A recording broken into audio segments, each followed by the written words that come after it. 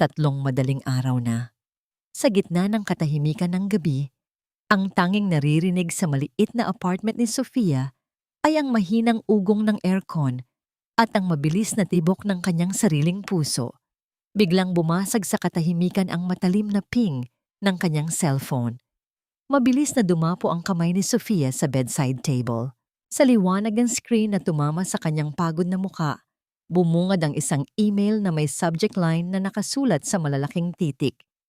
Urgent revision required before alas 8 ng umaga.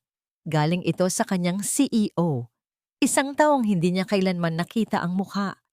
Isang aninong nagahari sa kumpanya sa pamamagitan ng mga malamig at walang pusong utos. Naramdaman ni Sofia ang pamilyar na pananakit sa kanyang batok. Unti-unti, uminit ang kanyang mga mata at naramdaman niya ang isang butil ng luhang pumatak sa screen ng kanyang phone na nagpalabo sa mga letra ng email. Hanggang kailan? Hanggang kailan niya kayang tiisin ang ganito? 5 taon na siyang tapat sa kumpanya, ngunit pakiramdam niya ay isa lamang siyang makina na unti-unting nauubusan ng langis. Ang kanyang buhay ay naging isang mahabang listahan ng mga deadline, report at panunumbat mula sa isang taong hindi man lang alam kung paano bigkasin ang kanyang pangalan ng may kaunting pagpapahalaga. Ipinikit niya ang kanyang mga mata ng mariin. Nararamdaman niya ang bigat sa kanyang dibdib, ang pakiramdam na parang nalulunod siya sa gitna ng tuyong lupa. Ang bawat hininga niya ay parang kapos, parang laging may humahabol sa kanya. Kinaumagahan, habang nakatitig sa salamin, hindi na makilala ni Sofia ang sarili.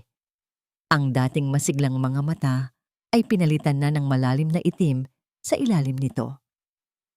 Ang kanyang balat ay tila nawalan na ng kulay, kasing abo ng mga gusali sa labas ng kanyang bintana sa Makati. Biglang tumunog ang kanyang telepono. Hindi ito email. Si Cherry, ang kanyang pinakamatalik na kaibigan. Sofia, ano na? Huwag mong sabihing nagtatrabaho ka pa rin. Ang boses ni Cherry ay puno ng sigla, kabaligtaran ng bigat na nararamdaman ni Sofia. Hindi agad nakasagot si Sofia. Napahawak siya sa gilid ng lababo upang alalayan ang nanghihina niyang katawan. Cherry, parang hindi ko na kaya. Mahina niyang bulong, halos hindi marinig ang kanyang tinig. Iyan na nga ba ang sinasabi ko sa'yo? Pinapabayaan mo na ang sarili mo para sa isang boss na hindi ka naman pinapahalagahan. Makinig ka sa akin, Sofia. Nandito ako sa La Union. Ang hangin dito. Ang dagat. Ito ang kailangan mo. Mag-impake ka na. Ngayon din. Umiling si Sofia kahit hindi siya nakikita ni Cherry. Alam mong hindi pwede. Maraming trabaho. Ang CEO. Hayaan mo ang CEO na yan. Hayaan mo siyang mag-isa sa malamig niyang opisina. Sofia, kapag namatay ka sa pagtatrabaho, papalitan ka lang nila sa loob ng 1 linggo. Pero ang buhay mo, ang saya mo, walang kapalit yan. Natigilan si Sofia. Ang bawat salita ni Cherry ay parang sampal na gumigising sa kanya mula sa isang mahabang panaginip.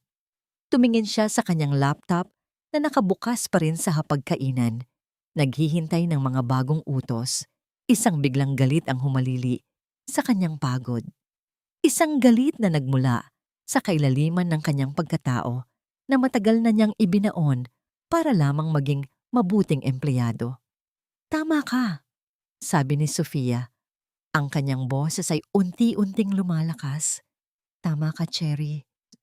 Lumapit siya sa kanyang laptop. Sa isang mabilis na pagkilos, pinindot niya ang shutdown.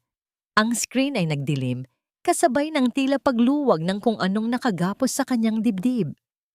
Kinuha niya ang kanyang lumang maleta mula sa ilalim ng kama. Hindi na niya inisip kung anong isusuot. Basta na lamang niyang isinilid ang ilang damit, ang kanyang sunblock, at isang pares ng tsinelas na matagal na niyang hindi nagagamit. Habang hinihila niya ang zipper ng maleta, tumunog muli ang kanyang cellphone. Isang tawag mula sa opisina. Ang pangalan ng kanyang supervisor ang nakalagay. Tinitigan ni Sofia ang screen. Ang kanyang kamay ay nanginginig.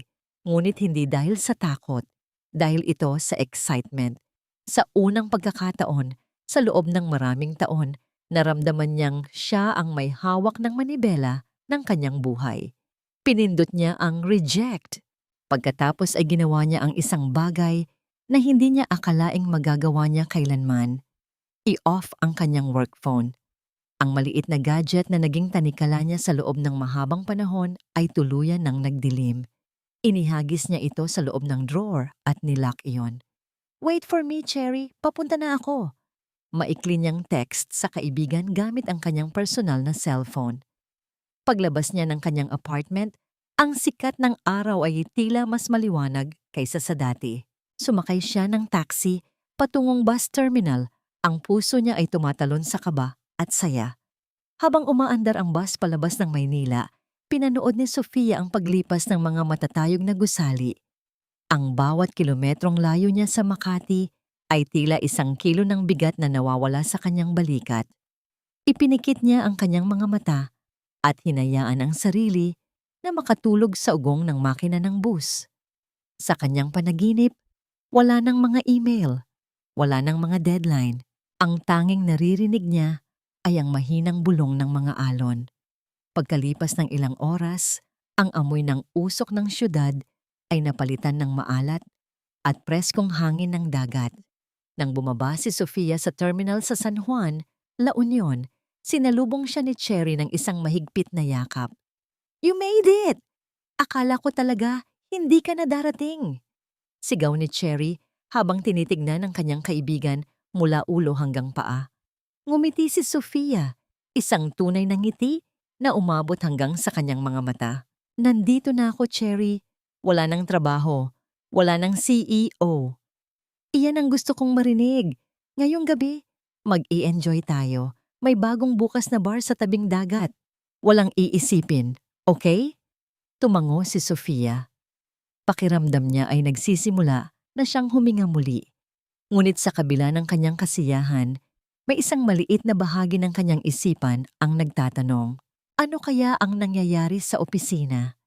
Ano ang gagawin ng kanyang boss kapag nalaman nitong nawawala ang kanyang pinakamagaling na empleyado? Gayunpaman, mabilis niyang iwinaksi ang kaisipang iyon. Hindi na muna ngayon. Gabi na nang makarating sila sa bar. Ang musika ay mahina lamang, sumasabay sa kumpas ng mga alon. Ang mga ilaw ay malalabo, nagbibigay ng isang misteryosong ganda sa paligid. Umirap si Sofia ng isang baso ng cocktail, hinahayaan ang lamig nito na dumaloy sa kanyang lalamunan. Napatingin siya sa dagat kung saan ang buwan ay nagbibigay ng pilak na landas sa tubig. "Maiwan mo na kita rito, Sofia. Kukuha lang ako ng pulutan," paalam ni Cherry habang kumakaway sa isang kakilala sa malayo. Naiwang mag-isa si Sofia sa kanilang table. Ipinikit niya ang kanyang mga mata. Ninanamnam ang kapayapaan. Sa pagkakataong ito, hindi na siya ang Sofia na empleyado. Siya na lang si Sofia. Isang babaeng malaya. Beautiful night, isn't it? Isang malalim at baritono na boses ang narinig niya mula sa kanyang likuran. Napamulat ng mata si Sofia at dahan-dahang lumingon. Sa harap niya ay nakatayo ang isang lalaki. Matangkad, may maayos na pangangatawan, at nakasuot ng simpleng puting linen shirt. Ang kanyang buhok ay bahagyang gulo dahil sa hangin ng dagat. Ngunit ang pinakakapansin-pansin ay ang kanyang mga mata. Mga matang tila nakakaunawa sa lahat ng pagod na pinagdaanan ni Sofia. Hindi agad nakapagsalita si Sofia. Ang kanyang puso, na kanina lang ay payapa, ay biglang bumililis ang tibok. Pero hindi ito ang kabang nararamdaman niya sa opisina. Iba ito. "Yes," sa wakas ay sagot ni Sofia. Ang kanyang boses ay tila isang mahinang himig.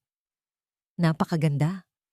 Ngumiti ang lalaki, isang nangiting tila nagpabagal sa pag-ikot ng mundo ni Sofia. "I'm Atlas, at ikaw, mukhang kailangan mo ng higit pa sa hangin ng dagat para makalimot sa kung anuman ang iniwan mo sa syudad." Nagulat si Sofia sa direktang sinabi nito. "Ganoon ba ako kadaling basahin?" Lumapit si Atlas at tumayo sa tabi niya. Pareho silang nakaharap sa dagat. Hindi naman. Pero ang mga taong kakatakas lang sa isang kulungan, may kakaibang liwanag sa kanilang mga mata. Isang liwanag ng kalayaan. Natawa ng bahagya si Sofia. Siguro nga tama ka. I'm Sofia. Sofia! Pag-uulit ni Atlas sa kanyang pangalan. Ang paraan ng pagbigkas nito ay parang isang haplos sa pandinig ni Sofia. Masaya akong nakilala ka, Sofia. Sa gabing iyon, sa ilalim ng liwanag ng buwan at sa pagitan ng tawanan at mga kwento, unti-unting nalimutan ni Sofia ang kanyang takot. Nalimutan niya ang kanyang pagiging konserbatibo. Nakita niya ang sarili na nakikipagsayaw kay Atlas sa buhanginan. Ang kanilang mga tawa ay humahalo sa tunog ng dagat. Sa bawat hawak ni Atlas sa kanyang kamay, sa bawat titig nito, pakiramdam ni Sofia ay unti-unti siyang nabubuo muli. Ngunit habang mas lumalalim ang gabi, isang hindi maipaliwanag na takot ang nagsimulang gumapang sa puso ni Sofia. Sino ba ang lalaking ito? Bakit tila napakagaan ng loob niya rito? At higit sa lahat, hanggang kailan magtatagal ang panaginip na ito bago siya gisingin ng malupit na katotohanan? Habang magkalapit silang dalawa, ibinulong ni Atlas sa kanyang tenga. Huwag mong isipin ang bukas, Sofia. Nandito tayo ngayon. Iyon lang ang mahalaga. Hinayaan ni Sofia ang sarili na maniwala. Sa gabing iyon, ibinigay niya ang lahat. Ang kanyang puso, ang kanyang takot, at ang kanyang huling gabi ng kawalang malay. Ngunit pagdating ng madaling araw, nang ang unang sinag ng araw ay tumama sa bintana ng kanilang tinuluyan, ang katotohanan ay muling kumatok. Dahan-dahang bumangon si Sofia. Tiningnan niya si Atlas na mahimbing pang natutulog. Ang mukha nito ay napakapayapa, malayo sa imahe ng sinumang boss o CEO na kinatatakutan niya. Naramdaman ni Sofia ang isang matinding pagnanais na manatili. Ngunit ang boses sa kanyang ulo ay mas malakas. Hindi ito totoo, Sofia. Isa lang itong bakasyon. Kailangan mong bumalik sa realidad bago ka tuluyang masaktan. Mabilis siyang nag-impake. Sa bawat kilos niya, ang kanyang puso ay tila pinipiga. Hindi siya nag-iwan ng sulat. Hindi siya nag-iwan ng numero.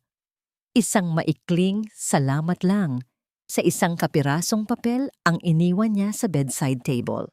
Habang lulan ng bus pabalik ng Maynila, hindi mapigilan ni Sofia ang pag-agos ng kanyang mga luha.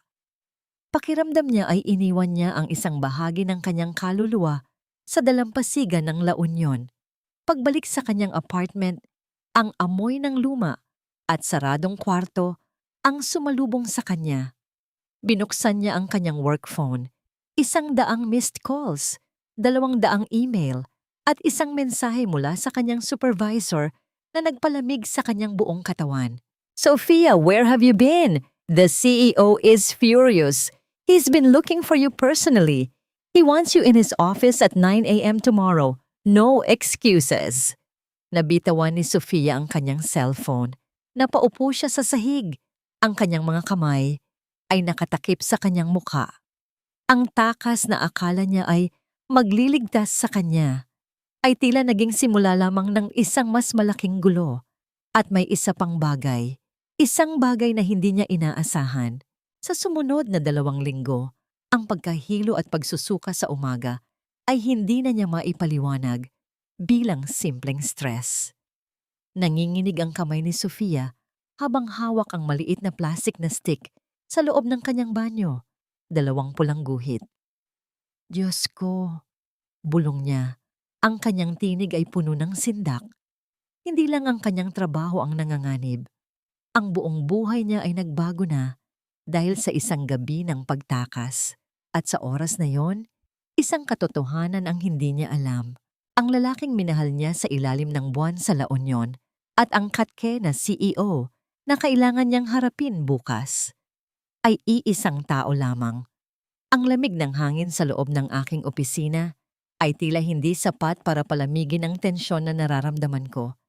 9 na oras na ang nakalipas mula nang bumalik ako mula sa La Union at hindi ko maialis ang isip ko sa babaeng iniwan ko sa kama habang mahimbing pang natutulog.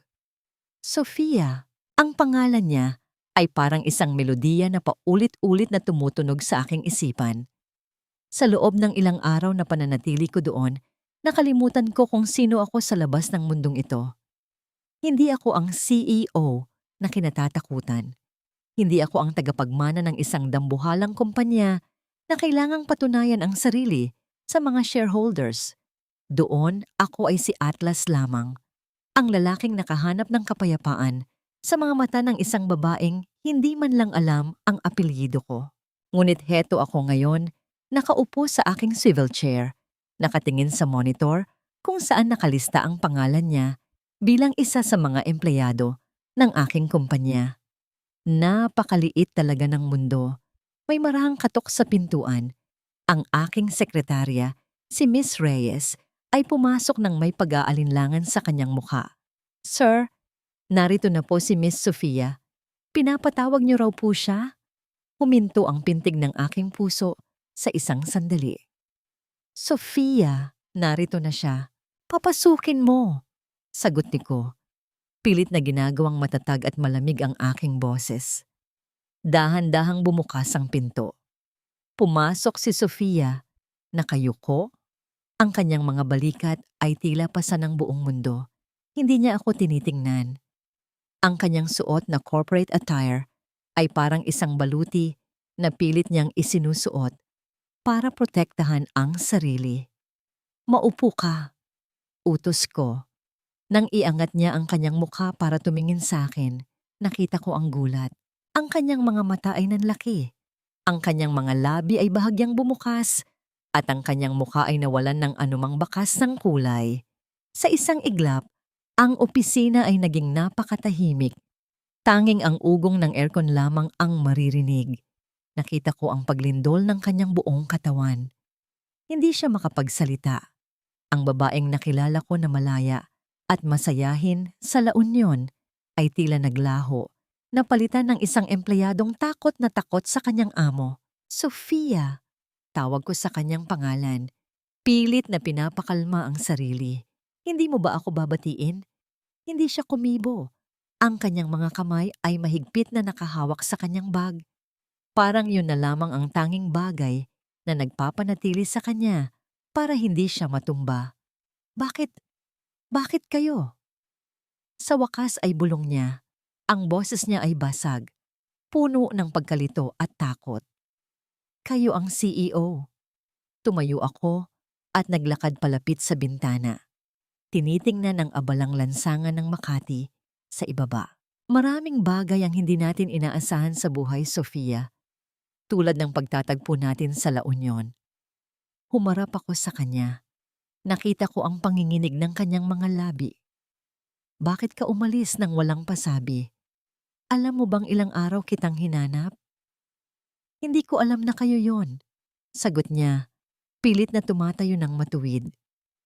Kung alam ko lang na kayo ang CEO, hindi ako lalapit sa inyo. Hindi ako magpapakatanga sa isang gabi." Ang mga salitang iyon ay parang isang kutsilyo na humiwa sa aking dibdib. "Nagkamali ba tayo?"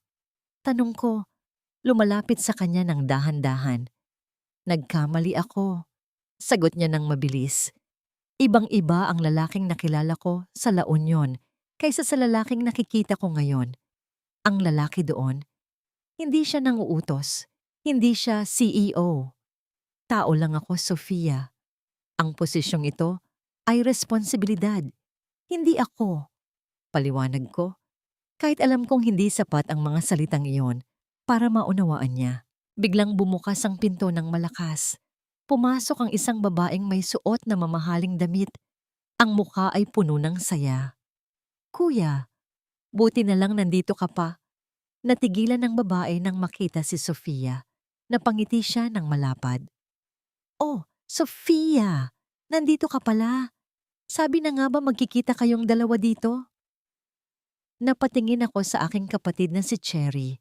Napatingin ako kay Sofia na ngayon ay nakatingin sa aming dalawa nang may malaking pagtataka.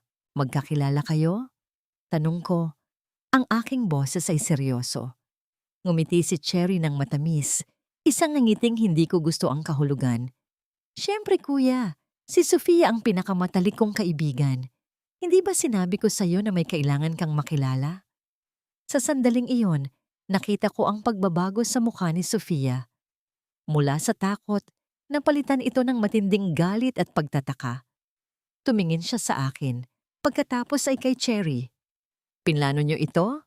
Tanong niya, halos pabulong. Hindi ako nakasagot. Dahil sa totoo lang, maging ako ay naguguluhan. 3 linggo na ang lumipas, mula nang bumalik si Sofia mula sa La Union, ngunit tila iniwan niya ang kanyang katinuan sa dalampasigan yon. Sa bawat pagpasok niya sa opisina, ang bawat sulok ng gusali ay nagpapaalala sa kanya kay Atlas, o mas tamang sabihin, kay Sir Atlas, ang malamig at striktong CEO na dati ay kinatatakutan niya. Ngayon ay ang lalaking hindi niya maalis sa kanyang mga panaginip. Sinubukan ni Sofia na ibuhos ang lahat ng kanyang atensyon sa trabaho.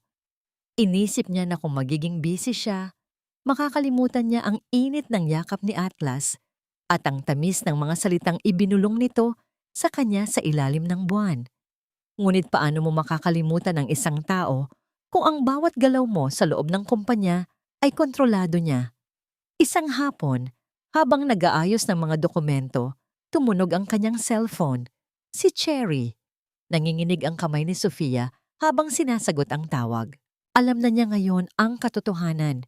Si Cherry ay kapatid ni Atlas. Ang bawat tawa at biro ni Cherry sa La Union ay tila may bahid na ng pagdududa sa isip ni Sofia. Sofia, bes, galit ka pa rin ba? Hindi ko naman sinasadya. Gusto ko lang naman na makilala mo si kuya sa labas ng opisina. Ang malambing na boses ni Cherry ay puno ng pagsusumamo. Huminga ng malalim si Sofia, pilit na pinipigilan ang emosyon. Cherry, hindi madaling tanggapin na naging bahagi ako ng isang plano na hindi ko alam. Boss ko siya. CEO siya. Hindi dapat nangyari ang nangyari. Pero aminin mo, nagustuhan mo si kuya, di ba? At nakita ko kung paano kanya tingnan. Sofia, iba yon. Pagpapatuloy ni Cherry. Kalimutan na natin yon, Cherry. Tapos na ang bakasyon. Balik na sa realidad. Matabang na sagot ni Sofia bago ibaba ang telepono. Realidad. Iyon ang salitang pilit na pinanghahawakan ni Sofia. Ngunit ang kanyang katawan ay tila may ibang sinasabi. Nitong mga nakaraang araw, kakaiba ang nararamdaman niya. Ang dati ay paborito niyang amoy ng kape sa umaga ay nagdudulot na ngayon ng matinding pagbaliktad ng kanyang sikmura. Ang kanyang paboritong pabango ay tila naging sobrang tapang sa kanyang pang-amoy. Sa gitna ng isang napakahalagang meeting kasama ang mga board members at si Sir Atlas, biglang nakaramdam ng pagkahilo si Sofia. Ang boses ni Atlas na nagpapaliwanag ng quarterly report ay tila naging malabo at malayo. Ang paligid ay nagsimulang umiikot. Napakapit si Sofia sa gilid ng mesa. Ang kanyang mga kuko ay bumaon sa kahoy. Miss Sofia, are you all right? Ang boses ni Atlas ay puno ng awtoridad. Ngunit sa likod niyon, narinig ni Sofia ang isang bahid ng pag-aalala. Tumingala si Sofia at nagtama ang kanilang mga mata. Sa isang saglit, ang lahat ng galit at takot ay naglaho. Napalitan ng isang pamilyar na kuryente. Ngunit mabilis itong napalitan ng hapdi nang maalala niya ang kanyang posisyon. I'm sorry, sir. Medyo masama lang po ang pakiramdam ko. Excuse me po. Mabilis na tumayo si Sofia at halos tumakbo palabas ng conference room. Pagdating sa banyo, hindi na niya napigilan ang kanyang sarili. Isinuka niya ang lahat ng laman ng kanyang tiyan. Napasandal siya sa pader ng cubicle, pawis na pawis at hapong-hapo. Isang nakatatakot na kaisipan ang pumasok sa kanyang isip. Isang bagay na pilit niyang iwinawaksi mula pa noong nakaraang linggo nang hindi dumating ang kanyang buwan ng dalaw. Hindi maaari. Hindi pwede. Bulong niya sa sarili habang nakatingin sa kanyang refleksyon sa salamin. Ang kanyang mukha ay maputla. Ang kanyang mga mata ay puno ng kaba. Pagkatapos ng trabaho, dumaan siya sa isang botika na malayo sa kanyang tinitirhan. Ayaw niyang may makakilala sa kanya. Bumili siya ng 2 pregnancy test kit at mabilis na umuwi. Sa loob ng kanyang tahimik na apartment, ang bawat segundo ay tila isang oras. Nakaupo si Sofia sa sahig ng banyo, nakasandal sa pinto. Ang 2 maliit na plastic na stick ay nasa ibabaw ng lababo. Kailangan niyang maghintay ng 5 minuto. Sa loob ng 5 minutong yon, naglakbay ang kanyang isipan. Naisip niya ang kanyang karera na pinaghirapan niya sa loob ng maraming taon. Naisip niya ang kanyang pamilya sa probinsya na umaasa sa kanya. At higit sa lahat, naisip niya si Atlas. Ano ang gagawin ni Atlas kung malaman niyang buntis ang empleyadong pinagtataguan niya? Ituturing ba niya itong isang pananagutan o isang pagkakamali na kailangang burahin? Tumunog ang timer sa kanyang cellphone. Nanginginig ang buong katawan ni Sofia habang dahan-dahang tumatayo. Halos ayaw niyang tingnan ang resulta. Ipinikit niya ang kanyang mga mata at huminga ng malalim bago tuluyang sumulyap sa lababo. 2 pulang guhit sa parehong sticks. Nalaglag ang balikat ni Sofia. Napaupo siya muli sa sahig. Ang kanyang mga kamay ay agad na dinala sa kanyang tiyan. Ang kanyang mga luha na kanina pa pinipigilan ay tuluyan ng umagos. Hindi ito panaginip. Hindi ito epekto ng pagod. May buhay na nabubuo sa loob niya. Isang buhay na bunga ng isang gabi ng pagtakas sa La Union. Isang buhay na ang ama ay ang lalaking nagpahirap sa kanya sa trabaho at ang lalaking minahal niya sa loob ng iilang gabi. Paano niya sasabihin kay Atlas? Paano niya haharapin ang bukas? Sa gitna ng kanyang pag-iyak, biglang tumunog ang doorbell ng kanyang apartment. Nagulat si Sofia. Punong-puno ng kaba, pinunasan niya ang kanyang mga luha at dahan-dahang lumapit sa pinto para tingnan sa peephole kung sino ang nasa labas. Ang kanyang puso ay tila tumigil sa pagtibok. Sa labas ng kanyang pinto, nakatayo si Atlas. Hindi ito ang CEO na nakasuot at tie. Nakasuot siya ng simpleng t-shirt. Ang kanyang buhok ay bahagyang gulo. At ang kanyang mukha ay bakas, ang matinding determinasyon. Sofia, alam kong nandyan ka. Buksan mo ang pinto. Kailangan nating mag-usap. Ang boses ni Atlas ay narinig mula sa kabila ng pinto. Seryoso at hindi tumatanggap ng hayi. Napatingin si Sofia sa pregnancy test na naiwan sa lababo. Pagkatapos ay sa pinto kung saan naroon ang ama ng dinadala niya. Nakatayo ako sa tapat ng pintuan ng maliit na apartment ni Sofia at sa unang pagkakataon sa aking buhay bilang isang CEO, pakiramdam ko ay isa akong magnanakaw na naghihintay na mahuli. Huminga ako ng malalim, pilit na pinapakalma ang mabilis na tibok ng aking puso. Sofia, alam kong nandyan ka.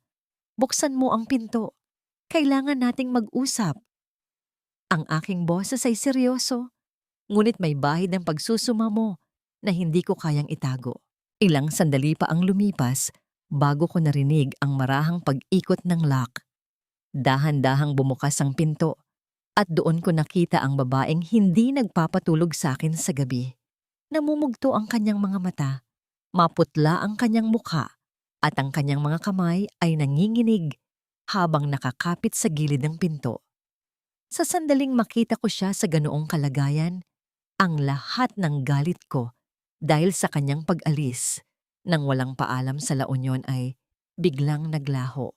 Ang natira na lamang ay ang matinding pagnanais na yakapin siya at sabihing narito na ako. Sir Atlas, bakit po kayo nandito? Bulong niya.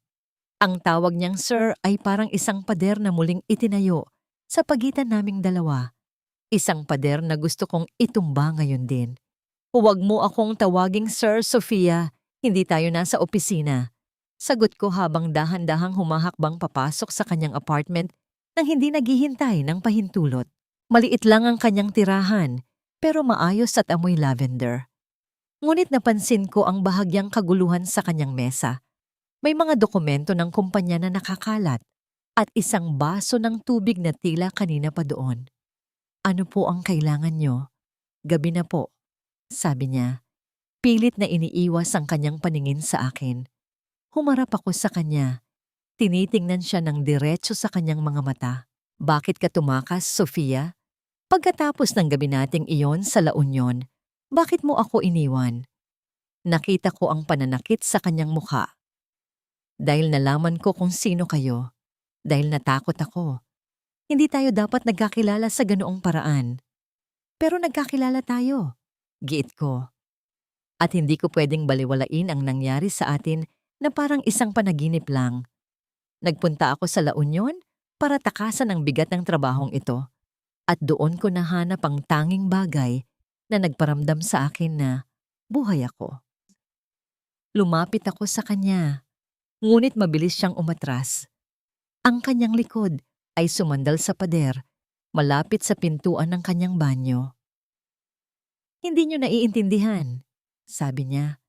Ang kanyang boses ay nanginginig sa takot. Empleyado niyo lang ako, sir, at kayo ang CEO. Ang mundong kinatatayuan natin ay hindi kailanman magtatagpo. Kung ganoon, gagawa ako ng paraan. Mabilis kong sagot. Sofia, hindi kita sisibakin sa trabaho. Hindi kita paparusahan sa pagtakas mo. Pero humihingi ako ng isang pagkakataon. Isang pagkakataon na kilalanin tayo sa labas ng gusaling iyon. Nanatili siyang tahimik. Nakita ko ang kanyang mga mata na pasulyap-sulyap sa loob ng kanyang banyo na tila may itinatago siyang kung ano doon. Hindi ko alam kung bakit, pero nakaramdam ako ng kakaibang kaba. May mali. May itinatago siya sa akin. Sofia, ayos ka lang ba talaga? Nakita kitang namumutla sa meeting kanina. Tanong ko, ang aking boses ay puno na ng tunay na pag-aalala. O okay lang po ako. Pagod lang po ito. Sagot niya ng mabilis, pero halatang nagsisinungaling siya. Sa sandaling iyon, biglang tumunog ang aking cellphone. Kinuha ko ito sa aking bulsa at tiningnan ang screen.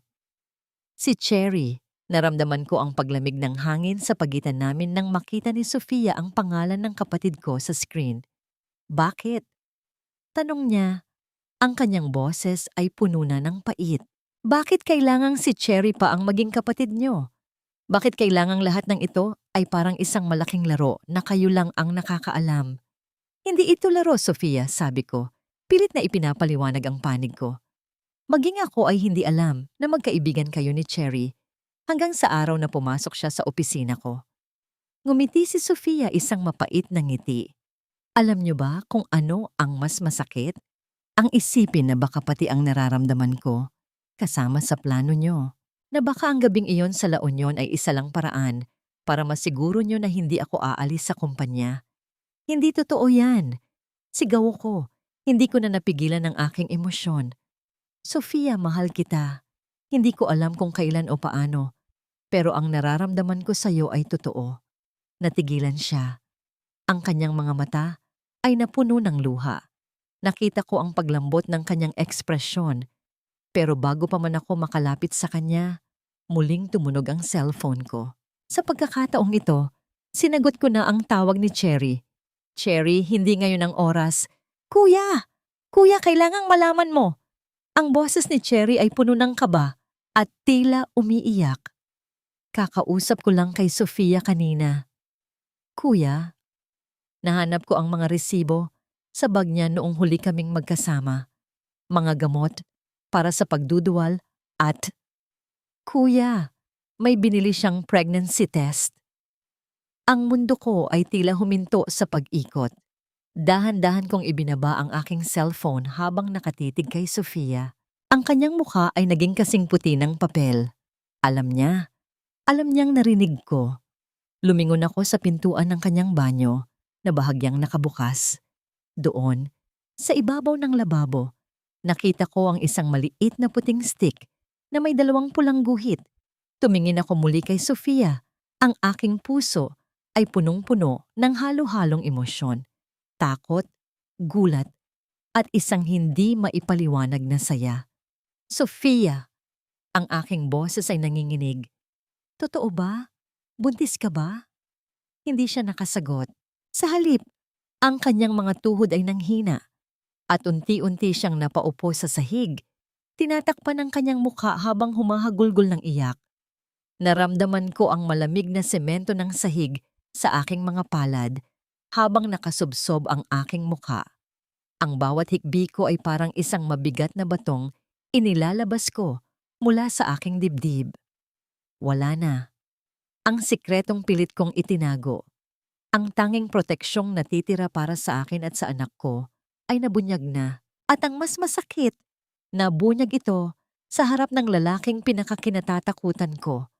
Ang ama ng batang ito na siya ring may-ari ng buhay propesyonal ko. Narinig ko ang marahang kaluskos ng tela. Naramdaman ko ang pagtabi ni Atlas sa akin sa sahig. Ang amoy ng kanyang mamahaling pabango na humahalo sa amoy ng aking mga luha ay nagdulot ng kakaibang kirot sa aking puso. Sofia, tumingin ka sa akin.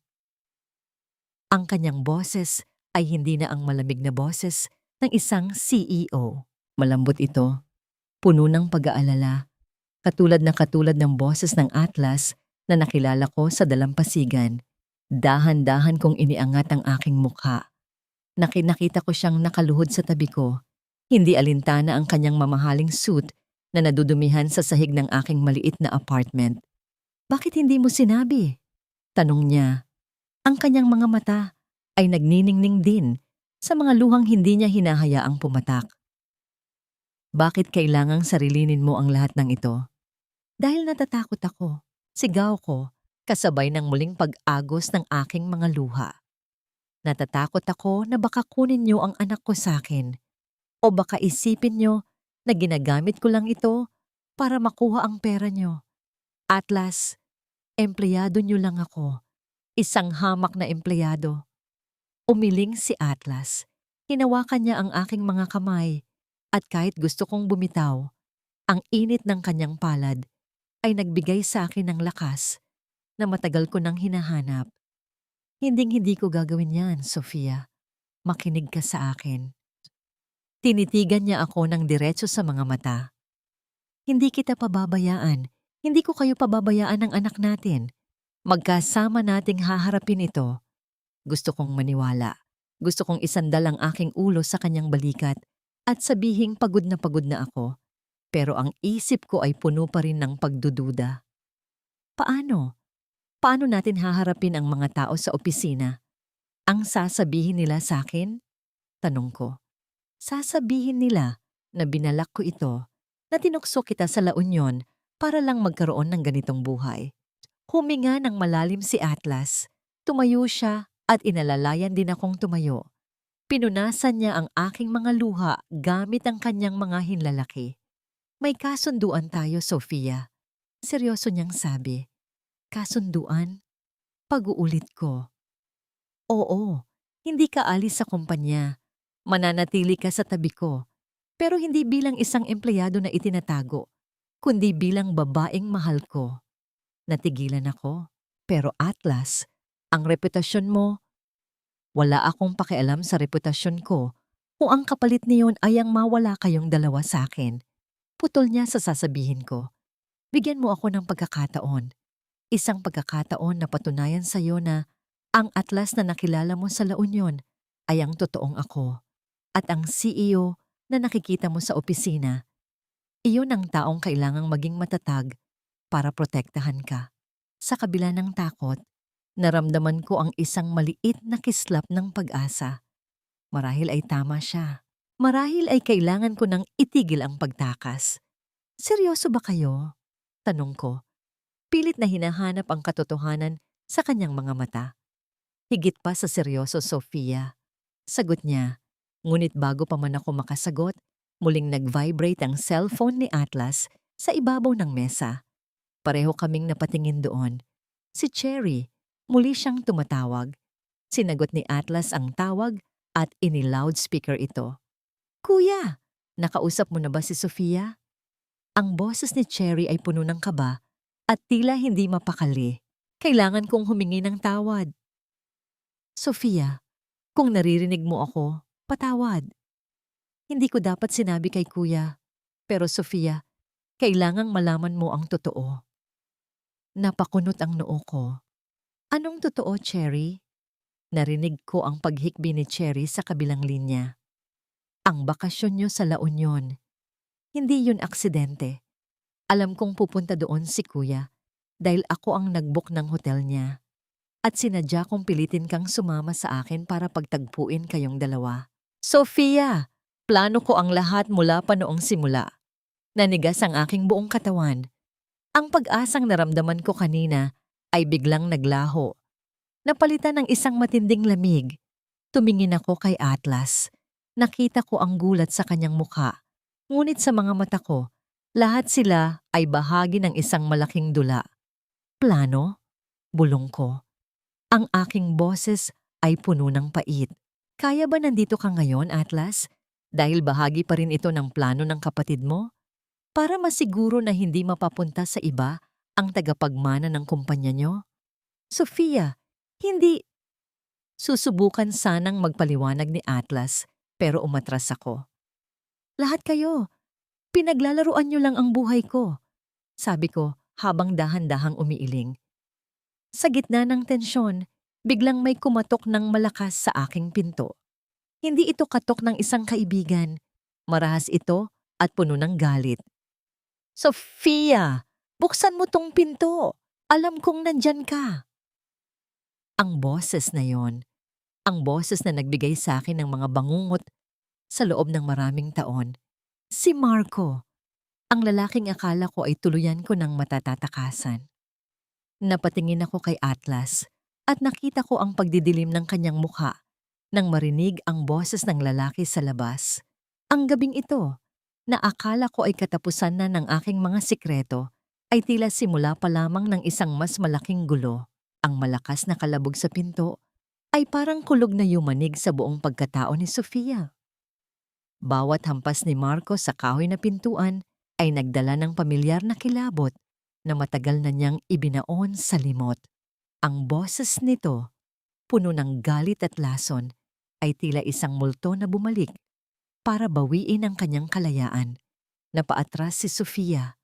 Ang kanyang mga kamay ay automatikong dumapos sa kanyang tiyan, isang kilos ng pagprotekta sa munting buhay na naroon. Naramdaman niya ang malamig na pawis na dumadaloy sa kanyang likuran. Ang apartment na dati ay nagsisilbing kuta niya ay tila naging isang maliit na hawla. Sofia, alam kong nandyan ka.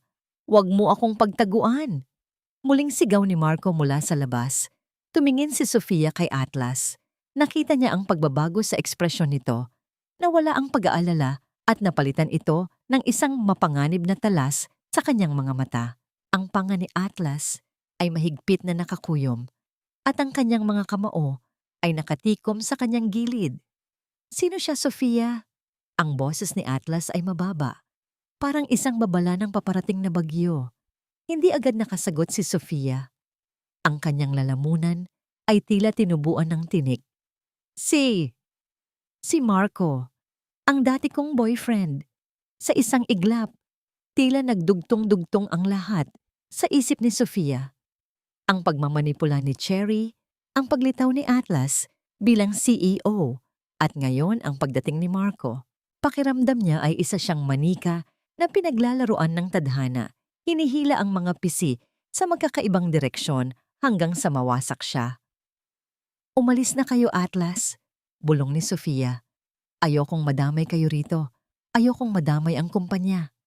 Ngunit sa halip na umalis, humakbang si Atlas patungo sa pinto. Huwag! Atlas, huwag mong bubuksan! Pigil ni Sofia. Ngunit huli na ang lahat. Pinihit ni Atlas ang lock at marahas na binuksan ang pinto. Bumungad si Marco. Gusot ang suot nitong polo, mapula ang mga mata, at amoy alak. Halatang nawawala na ito sa sarili. Ngunit nang makita nito ang isang matangkad at kagalang-galang na lalaki na nakaharang sa pintuan, pansamantalang natigilan ang kanyang pagwawala. Sino ka? Nasaan si Sofia? Singhal ni Marco, pilit na sumisilip sa loob. Ako ang dapat magtanong niyan. Mariing sagot ni Atlas. Ang kanyang tindig ay tila isang pader na hindi kayang tibagin. Sino ka para mambulabog sa ganitong oras? Natawa ng mapait si Marco. Ako? Ako ang lalaking nagmamay-ari sa babaeng nasa loob niyan bago mo pa siya nakilala. Kaya tumabi ka kung ayaw mong masaktan. Sinubukan ni Marco na itulak si Atlas, ngunit hindi man lang kumibo ang CEO. Sa halip, hinawakan ni Atlas ang braso ni Marco at binaligya ito palayo sa pintuan. Hindi mo siya pagmamay-ari at hinding-hindi mo na siya mahahawakan pa. Ang boses ni Atlas ay puno ng awtoridad na hindi matatawaran. Atlas, tama na. Sigaw ni Sofia habang lumalapit. Ang kanyang muka ay basang-basa na ng luha. Marco, umalis ka na. Tapos na tayo. Matagal na tayong tapos. Nanlaki ang mga mata ni Marco nang makita si Sofia. Ang kanyang tingin ay bumaba sa suot nitong pajama at pagkatapos ay sasahig kung saan nakakalat ang mga gamit ni Sofia. Doon, sa ilalim ng ilaw ng sala, nakita niya ang pregnancy test na nahulog mula sa mesa kanina. Isang nakakapangilabot na ngiti ang gumuhit sa labi ni Marco. Kaya pala nagmamadali kang tumakas sa Maynila. Wika ni Marco. Ang kanyang tinig ay puno ng panunuya. Buntis ka, Sofia? At sa lalaking ito? Tumingin si Marco kay Atlas, mula ulo hanggang paa. Swerte mo, Sofia. Nakahanap ka ng mayamang tagasalo. Pero sa tingin mo ba, seryoso siya sa'yo? Sa tingin mo ba, tatanggapin ng pamilya niya ang isang babaeng galing sa basura? Umalis ka na bago ko patawagin ang security at ang mga pulis. Banta ni Atlas. Ang kanyang boses ay nanginginig sa pinipigil na galit. Sige, tumawag ka. Ipakita natin sa buong mundo kung anong klaseng babae ang pinoprotektahan mo. Hamon ni Marco. Kinuha niya ang kanyang cellphone at itinaas ito. May mga litrato pa tayo, Sofia. Naalala mo ba? Ang mga litratong magpapatunay kung gaano ka kasunod-sunuran sa akin. Isang click lang at tapos na ang karir mo sa kumpanya niya. Napahawak si Sofia sa kanyang dibdib. Ang kanyang hininga ay naging mabilis at mababaw. Ang lahat ng kanyang pinaghirapan, ang kanyang dangal, ang kanyang trabaho ay tila guguho na sa isang sandali. Humarap si Atlas kay Sofia. Nakita niya ang matinding takot sa mga mata ng babae. Alam ni Atlas na kailangang matapos ito ngayon din, bago pa tuluyang masira ang buhay ni Sofia. Magkano? Tanong ni Atlas nang biglaan. Napatigil si Marco. Ano? Sabi ko, magkano ang kailangan mo para manahimik at umalis sa buhay niya? Sabihin mo ang presyo at ibibigay ko. Pero sa oras na makuha mo ang pera, kailangang maglaho ka na parang bula. Kung hindi, tinitiyak ko sa'yo, hindi mo magugustuhan ang gagawin ko. Wika ni Atlas. Ang bawat salita ay parang isang kontratang bawal baliin. Tumawa si Marco. Isang tawang puno ng kasakiman. Ganyan pala ang laro niyo, sir? Sige, 1,000,000. 1,000,000 para sa katahimikan ni Sofia.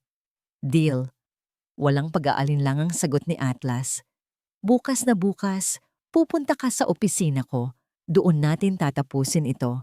Pero ngayon, umalis ka na. Tumingin muli si Marco kay Sofia, isang tinging puno ng tagumpay. Swerte mo talaga, Sofia.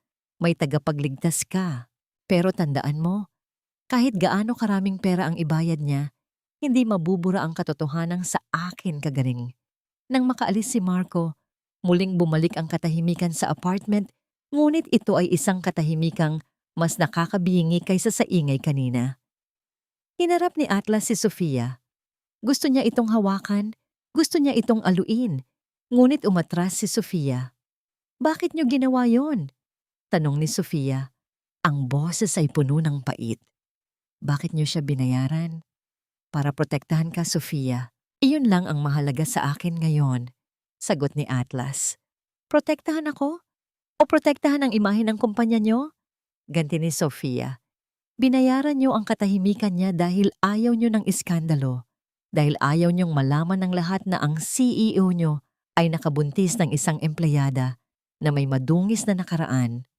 Hindi totoo yan, Sofia. Ginawa ko yon dahil mahal kita. Sigaw ni Atlas. Ang kanyang boses ay puno ng desperasyon. Mahal? Natawa ng mapait si Sofia habang patuloy ang pag-agos ng luha. Atlas, ang pag-ibig ay hindi binibili. Ang pag-ibig ay hindi pinaplano ng kapatid mo. At ang pag-ibig ay hindi isang deal sa pagitan ng dalawang lalaki. Lumapit si Sofia sa kanyang mesa at kinuha ang pregnancy test. Ang batang ito, hindi siya bahagi ng kumpanya niyo at hindi siya kailanman magiging bahagi ng mga plano niyo. Sofia, makinig ka muna. Umalis na kayo, Sir Atlas. Malamig na utos ni Sofia. Bukas, ibibigay ko ang resignation letter ko. Hindi ko kailangan ng tagapagligtas. Ang kailangan ko ay ang mahanap muli ang sarili ko na nawala simula nang tumapak ako sa La Union. Nanatiling nakatayo si Atlas. Ang kanyang puso ay tila nadudurog habang tinitingnan ang babaeng pinakamamahal niya na unti-unting lumalayo. Hindi ako susuko, Sofia. Bulong ni Atlas bago dahan-dahang lumabas ng pinto. Nang sumara ang pinto, napasalampak si Sofia sa sahig. Niyakap niya ang kanyang mga tuhod at humagulgol. Ang gabing ito, na dapat ay simula ng kanilang bagong buhay, ay naging isang madilim na kabanata ng pagdududa at sakit. Ngunit sa gitna ng kanyang pag-iyak, naramdaman niya ang isang mahinang tibok sa kanyang puson. Isang paalala na hindi siya nag-iisa. Kinabukasan, habang nag-aayos ng gamit sa opisina para sa huling pagkakataon, nakatanggap si Sofia ng isang email. Hindi ito galing kay Atlas, kundi mula sa isang hindi kilalang sender. Nang buksan niya ang attachment, naramdaman niya ang paghinto ng kanyang mundo. Ito ay isang video recording, ang pag-uusap ni Cherry at Marco sa isang tagong cafe. Ilang linggo na ang nakakalipas. Hindi mapakali si Atlas sa loob ng kanyang malawak na opisina. Ang malamig na bugso ng aircon ay tila hindi tumatagos sa kanyang balat na nagnininga sa galit at pagsisisi. Nakatingin siya sa tseke na ibinigay niya kay Marco kagabi. ₱1,000,000 para sa katahimikan ng lalaking iyon. Ngunit habang tumatagal, lalong lumalalim ang hinala sa kanyang dibdib. Paano nalaman ni Marco ang tungkol sa La Union? Paano nito nalaman ang tungkol sa pagbubuntis ni Sofia sa loob ng ganoon kaikling panahon? Napahilot si Atlas sa kanyang sentido. Ang bawat tibok ng kanyang puso ay tila isang babala. Biglang bumukas ang pinto ng opisina. Hindi kumatok ang pumasok. Si Cherry iyon, ang kanyang kapatid, na mamasa-masa pa ang mga mata at halatang hindi nakatulog. Kuya, kailangan nating mag-usap. Ang boses ni Cherry ay nanginginig. Tumingin si Atlas sa kanyang kapatid. Ang pagmamahal na dati ay naroon ay napalitan ng matinding pagdududa. Bakit, Cherry? May iba pa bang plano na hindi ko alam? May iba pa bang buhay na sisirain mo para lang sa kagustuhan mong maging masaya ako? Napayoko si Cherry at tuluyang bumagsak ang kanyang mga luha. Hindi ko sinasadya, kuya. Gusto ko lang naman na makahanap ka ng babaeng magmamahal sa'yo ng totoo, hindi dahil sa pera mo. At alam kong si Sofia iyon. Pero ginawa mo siyang pain, Cherry. Ginamit mo ang tiwala niya. Sigaw ni Atlas. Ang kanyang boses ay umalingaw-ngaw sa apat na sulok ng silid. Pero hindi ko ginusto ang nangyari kay Marco. Hindi ko alam na susundan niya tayo. Depensa ni Cherry habang humahagulgol. Natigilan si Atlas. Lumapit siya sa kanyang kapatid at hinawakan ito sa balikat ng mahigpit. Anong ibig mong sabihin? Anong kinalaman mo kay Marco? Sa labas ng pinto nakatayo si Sofia. Hawak niya ang kanyang resignation letter. Ang huling dokumento na magpuputol sa ugnayan niya sa kumpanyang ito. Ngunit nang marinig niya ang pangalan ni Marco mula sa loob, tila napako ang kanyang mga paa sa sahig. Nakita ko siya Nakita ko si Marco sa isang cafe bago tayo pumunta sa La Union. Pag-amin ni Cherry sa loob ng opisina. Nagtanong siya tungkol kay Sofia. Akala ko, akala ko ay nagbago na siya. Akala ko ay gusto lang niyang humingi ng tawad. Kaya sinabi ko sa kanya na magbabakasyon kami. Nanlambot ang mga tuhod ni Sofia. Ang video na natanggap niya sa email kagabi, ang video ni na Cherry at Marco, ay totoo. Hindi yun gawa-gawa. Ang kaibigang itinuring niyang kapatid, ang nagbigay ng lokasyon niya sa lalaking naging bangungot ng buhay niya. You did what? Ang galit na boses ni Atlas ay parang kulog. I'm sorry, kuya. I just wanted Sofia to be happy too. Akala ko kung magkakaayos sila ni Marco, mas magiging bukas siya sa'yo. I just wanted you to be happy, Atlas. And Sofia was the perfect target para sa plano ko. Target. Ang salitang yon ay parang isang matalim na balisong na sumaksak sa puso ni Sofia, hindi na siya nakapagtago. Marahas niyang itinulak ang pinto ng opisina. Bumungad sa kanya ang gulat na mukha ni Atlas at ang nanginginig na si Cherry. Ang lahat ng sakit, ang lahat ng pagod at ang lahat ng pakiramdam ng pagkakanulo ay sumabog sa dibdib ni Sofia. Tumingin siya kay Cherry, ang kanyang mga mata ay puno ng pait. Target? Yun lang ba ako sa'yo, Cherry? Isang target para sa kaligayahan ng kuya mo? Sofia! Ang mahinang tawag ni Cherry. Susubukan sana nitong lumapit, ngunit itinaas ni Sofia ang kanyang kamay para pigilan ito. Hinarap naman ni Sofia si Atlas. Ang lalaking akala niya ay magliligtas sa kanya. Ang lalaking ama ng kanyang dinadala. At ikaw? Ang galing nyo. Ang galing nyo ni Cherry. Isang CEO at ang kanyang kapatid, pinagtutulungan ng isang empleyadang walang kalaban-laban. Sofia, makinig ka. Hindi ko alam ang ginawa ni Cherry kay Marco. Mabilis na paliwanag ni Atlas. Ang kanyang mga mata ay puno ng pagsusumamo. Hindi na mahalaga kung sino ang may alam at sino ang wala. Sabi ni Sofia habang inilalagay ang resignation letter sa ibabaw ng mesa ni Atlas. Ang mahalaga ay nalaman ko na ang katotohanan. Lahat ng ito, ang pagkikita natin sa La Union, ang gabi nating iyon, lahat iyon ay nabahiran na ng dumi ng mga plano nyo. Naramdaman ni Sofia ang muling pagbaliktad ng kanyang sikmura, ngunit pilit niya itong tinyos. Ang kanyang dangal, ang mas mahalaga ngayon kaysa sa anumang pisikal na sakit. Sofia, huwag mong gawin ito. Isipin mo ang bata. Sabi ni Atlas, ang boses nito ay basag na. Ngumiti si Sofia, isang ngiting walang bahid ng saya. Ang bata. Huwag kang mag-alala, Sir Atlas. Ang batang ito ay lalaking malayo sa inyo. Lalaki siyang alam ang pagkakaiba ng tunay na pag-ibig sa isang planadong laro. Tinalikuran sila ni Sofia. Habang naglalakad siya palabas ng opisina, narinig niya ang sigaw ni Atlas at ang pag-iyak ni Cherry, ngunit hindi na siya lumingon. Sa bawat hakbang niya palayo sa gusaling iyon, nararamdaman niya ang unti-unting pagguho ng kanyang mundo. Ang lahat ng tiwala niya ay naglaho na. Ngunit bago pa man siya makarating sa elevator, hinarang siya ng isang pamilyar na figura. Si Marco.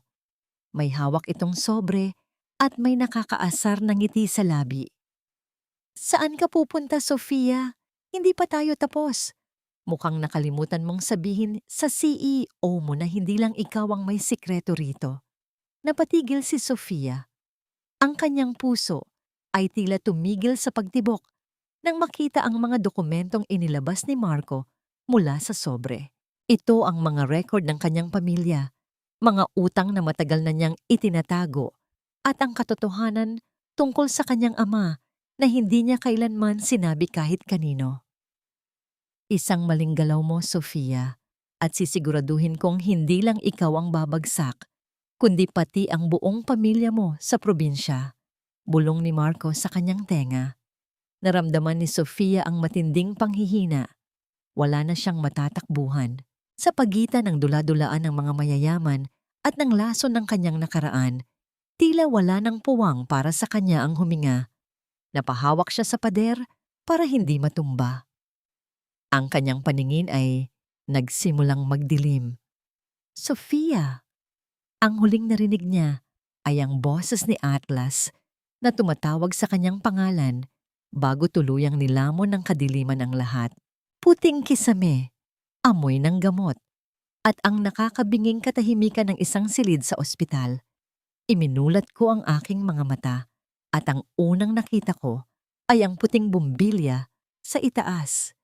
Masakit ang aking ulo, parang may martilyong pumupukpok sa bawat gilid nito. Ngunit mas masakit ang aking dibdib, isang uri ng hapdi na tila hindi na kailanman maghihilom. Naramdaman ko ang isang mainit na kamay na humahawak sa aking palad. Sofia, salamat sa Diyos, gising ka na. Mabilis kong binawi ang aking kamay. Napatingin ako sa gilid at nakita ko si Atlas. Gusot ang kanyang barong, magulo ang buhok, at ang kanyang mga mata ay puno ng pag-aalala. Ngunit sa likod ng pag-aalalang iyon, ang nakikita ko na lamang ay ang lalaking naging bahagi ng isang planong sumira sa akin. Umalis ka. Ang unang salitang lumabas sa aking tuyong labi. Sofia, please, hayaan mong magpaliwanag ako. Ang bata. Ligtas ang bata. Sabi ng doktor, sobrang stress lang ang inabot mo. Sabi niya, pilit na lumalapit muli. Napatawa ako ng mapait. Isang tawang humahantong sa pag-iyak. Stress? Atlas, hindi lang ito stress. Ito ay pandidiri. Nadidiri ako sa sarili ko dahil nananiwala ako sa inyo. Nadidiri ako dahil akala ko, sa gitna ng hirap ng buhay ko, nakatagpo ako ng isang taong totoo. Totoo ako, Sofia. Ang nararamdaman ko sa'yo, walang kinalaman sa plano ni Cherry. Sigaw niya, ang kanyang boses ay puno ng desperasyon. Hindi ko na alam kung ano ang totoo, Atlas. Ang alam ko lang, simula nang makilala kita, naging miserable ang buhay ko. Hinabol ako ng nakaraan ko dahil sa inyo. Pinag-usapan ako ng mga tao dahil sa inyo. Bumukas ang pinto at pumasok si Cherry. Agad siyang lumapit sa akin, umiiyak. Sofia, Bes, patawarin mo ako. Please, huwag kang umalis. Gagawin ko ang lahat. Bes, tiningnan ko si Cherry ng diretso sa mga mata. Ilang beses mo akong tinawag na Bes habang kausap mo si Marco. Ilang beses mo akong ipinagkanulo para lang sa kaligayahan ng kuya mo. Hindi nakapagsalita si Cherry. Napayuko na lamang siya at humagulgol. Umalis na kayong dalawa. Ayoko na kayong makita. Sabi ko habang nakatingin sa malayo. Nang maiwan akong mag-isa, kinuha ko ang aking cellphone, binuksan ko ang social media at doon ko nakita ang mas malupit na katotohanan.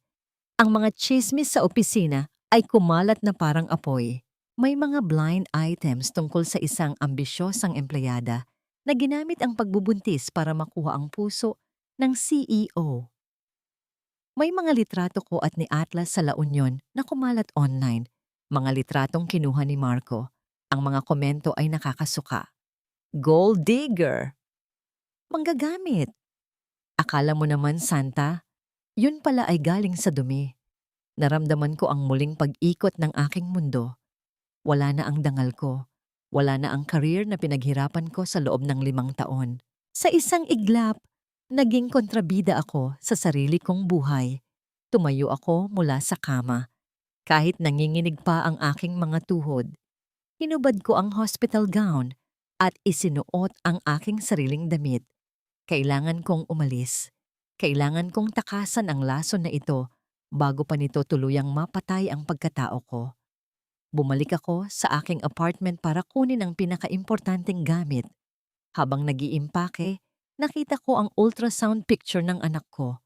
Hinaplos ko ito. Huwag kang mag-alala, anak. Lalayo tayo.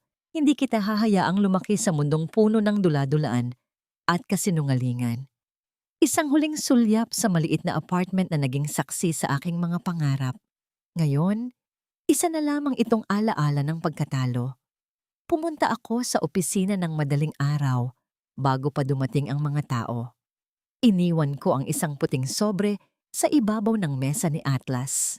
Sa loob niyon ay ang aking resignation letter, ang susi ng apartment na kumpanya ang nagbabayad at ang orihinal na kopya ng aking ultrasound. Gusto kong makita niya kung ano ang nawala sa kanya. Gusto kong maalala niya habang buhay na ang anak niya ay lalaki nang hindi siya kilala. Paglabas ko ng gusali, bumuhos ang isang malakas na ulan. Walang payong, walang sombrero. Hinayaan ko ang bawat patak ng ulan na humalo sa aking mga luha habang naglalakad ako patungo sa bus terminal. Sumakay ako ng bus na biyaheng Pangasinan. Doon sa bahay ng aking lola sa isang maliit na baryo kung saan walang nakakaalam kung sino ang CEO o kung ano ang iskandalong kinasasangkutan ko. Habang umaandar ang bus palayo sa Maynila, tiningnan ko ang madilim na langit. Wala na akong trabaho, wala na akong pera. Ang tanging dala ko ay ang munting buhay sa loob ng aking sinapupunan at ang wasak na tiwala sa aking puso. Inisip ko si Atlas. Inisip ko kung ano ang gagawin niya kapag nabasa niya ang sulat ko. Ngunit mabilis kong iwinaksi ang kaisipang iyon. Hindi na siya bahagi ng buhay ko. Magmula ngayon, tayo na lang dalawa, anak. Bulong ko sa hangin habang nakasandal ang ulo sa malamig na bintana ng bus. Ang ulan ay patuloy sa pagpatak, tila nakikiramay sa isang babaeng nawalan ng lahat, maliban sa kanyang huling natitirang lakas para magsimulang muli. Nanlalamig ang mga kamay ni Atlas habang dahan-dahan niyang binubuksan ang puting sobrang iniwan ni Sofia sa kanyang mesa. Ang bawat segundo ng katahimikan sa loob ng kanyang malawak na opisina ay tila bumibigat. Pagbunot niya sa papel, bumagsak ang isang maliit at malabong itim at puting larawan. Isang ultrasound. Napatitig si Atlas sa maliit na tuldok sa gitna ng larawan. Naramdaman niya ang isang matinding pintig sa kanyang dibdib, isang halo ng kaba, pagkamangha, at isang uri ng sakit na hindi niya kailanman naramdaman. Anak niya ito. Ang bunga ng gabing iyon sa La Union na akala niya ay panaginip lamang. Ngunit kasabay ng larawang iyon ay ang resignation letter ni Sofia, isang formal na dokumentong nagpaparamdam sa kanya na tuluyan na siyang nabigo. Hindi ka pwedeng umalis ng ganito, bulong ni Atlas sa hangin. Agad siyang tumayo at lumabas ng opisina. Ang kanyang mukha ay hindi nakakikitaan ng lamig ng isang CEO, kundi ng desperasyon ng isang lalaking malapit. Nang mawala ang lahat ng mahalaga sa kanya, sinalubong siya ni Cherry sa hallway, namumula pa rin ang mga mata. Kuya, nahanap ko na kung nasaan si Marco, sabi ni Cherry nang mabilis. Dalhin mo ako sa kanya. Ngayon din, tugon ni Atlas. Ang boses ay parang bakal sa tigas. Sa isang tagong parking lot, hinarap ni Atlas si Marco. Hindi na siya nakipag-usap tungkol sa pera. Sa tulong ng kanyang mga tauhan at mga abogado, iniharap ni Atlas kay Marco ang mga ebidensya ng tanging-tanging Tong Tien, blackmail at mga ilegal na gawain nito sa mga nakaraang kumpanya. 1,000,000 piso? Ibibigay ko yon sa mga pulis para masiguradong hindi ka na makakalabas ng kulungan, sabi ni Atlas habang nakatitig ng matalim kay Marco.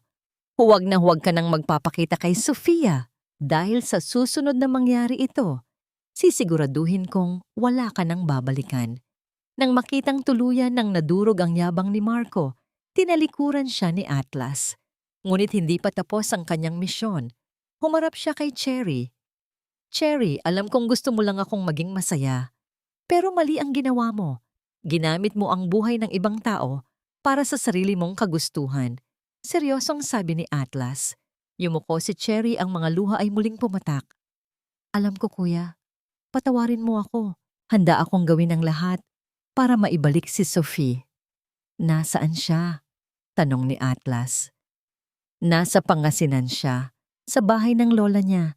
Ibinigay sa akin ng pinsan niya ang address bago siya tuluyang nawala. Hindi na nag-aksaya ng panahon si Atlas. Kahit gabi na at nagsisimula ng bumuhos ang ulan, pinatakbo niya ang kanyang sasakyan patungong Hilaga. Ang bawat patak ng ulan sa kanyang windshield ay tila nagpapaalala sa kanya sa mga luha ni Sophie. 5 oras ang lumipas.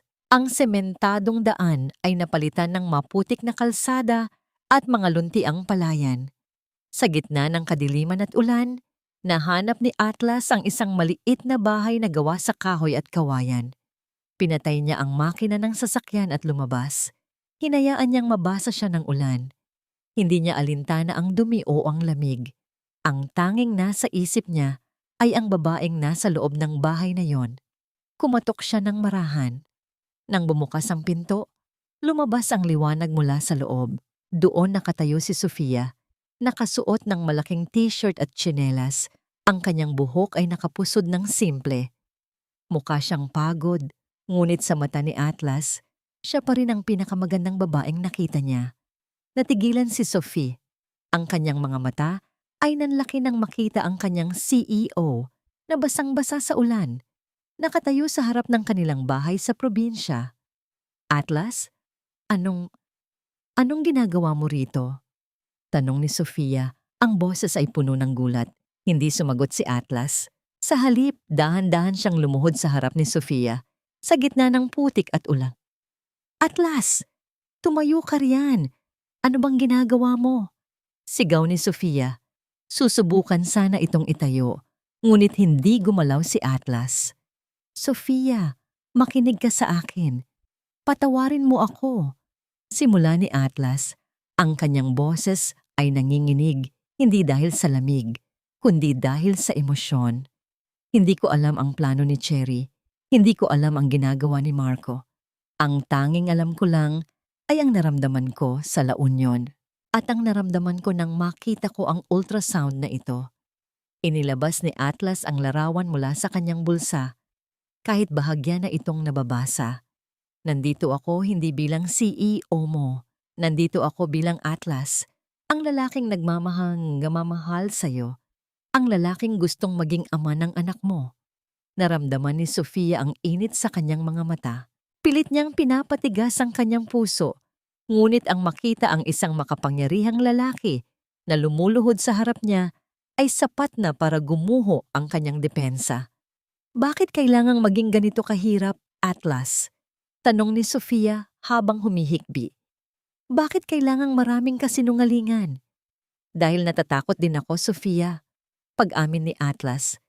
Natatakot akong ipakita ang totoong ako. Pero wala na akong pakialam sa kumpanya, sa posisyon, o sa sasabihin ng ibang tao. Ang mahalaga lang ay kayong dalawa ng anak natin.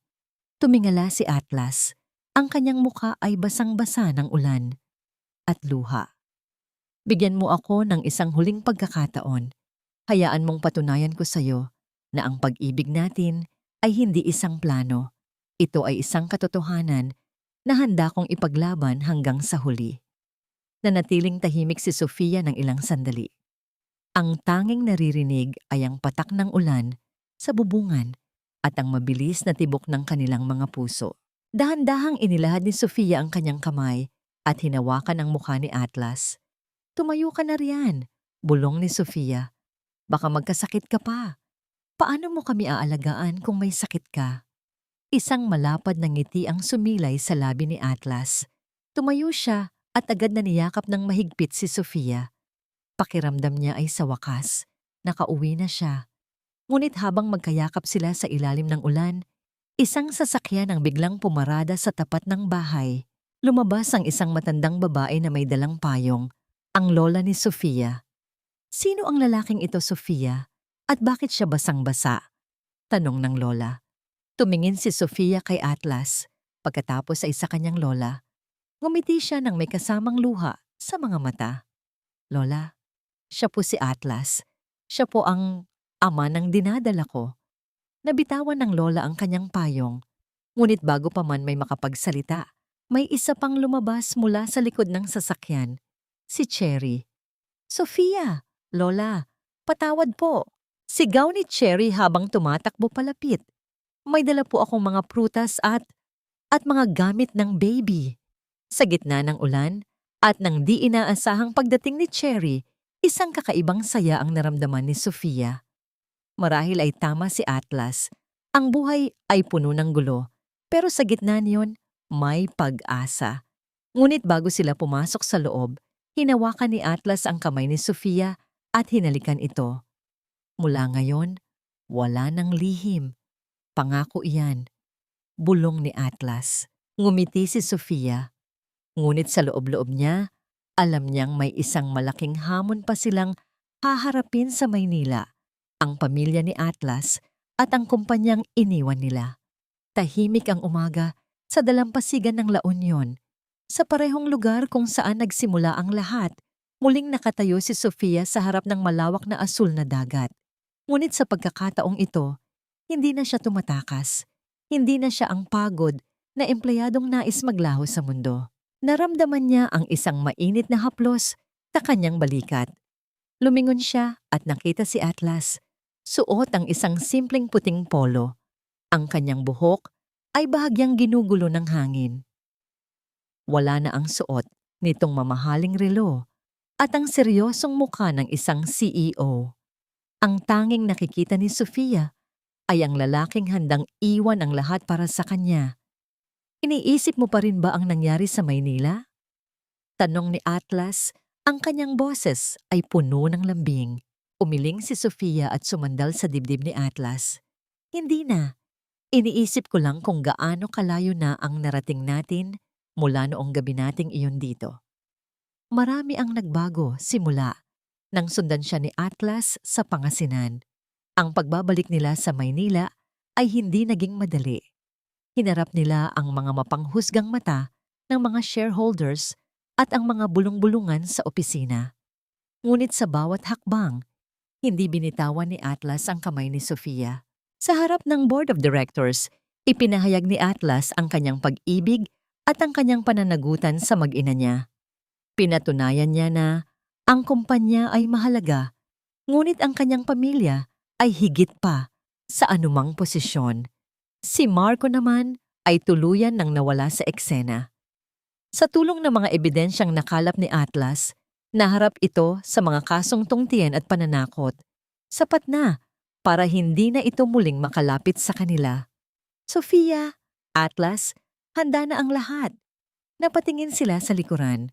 Si Cherry iyon, tumatakbo palapit sa kanila habang may hawak na kumpol ng mga bulaklak.